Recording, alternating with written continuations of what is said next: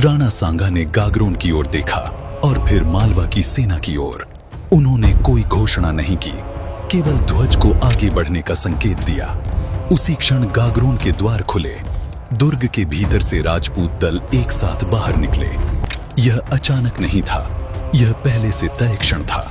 दोनों ओर से राजपूतों ने मालवा की सेना को संकरे क्षेत्र में बांध लिया। नदी पीछे, चट्टाने बगल में और सामने ढालों की दीवार। पहली टक्कर भालों से हुई। घोड़े उछले, ढालें टूटी और रण की ध्वनि आकाश तक पहुंच गई। मालवा की सेना संख्या में अधिक थी, पर स्थान में नहीं। यही वह क्षण था जहां संख्या बल नहीं बन पाई। राणा सांगा अग्रिम पंक्ति में आए।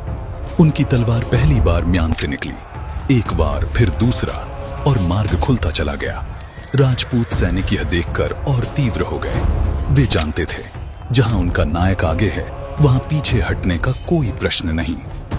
मालवा की सेना अब रक्षात्मक हो चुकी थी। उनकी पंक्तियां धीरे धीरे ढीली पड़ने लगीं। सेनापति आदेश दे रहे थे, पर आदेश कोलाहल में खोते जा रहे थे। सूर्य धीरे धीरे ढलने लगा और उसी ढलती धूप में यह स्पष्ट हो गया कि युद्ध का पलड़ा किस ओर झुक रहा है। पर निर्णय अभी शेष था। अंतिम प्रहार अभी होना था। गागरोन के मैदान में संध्या उतरने लगी थी, पर युद्ध का ताप और अधिक तीव्र होता जा रहा था। काली सिंध और आहू की धाराएं अब केवल जल नहीं बहा रही थीं, वे उस रण की गूंज अपने भीतर समेट रही थीं, जो आने वाली शताब्दियों तक स्मरण किया जाने वाला था।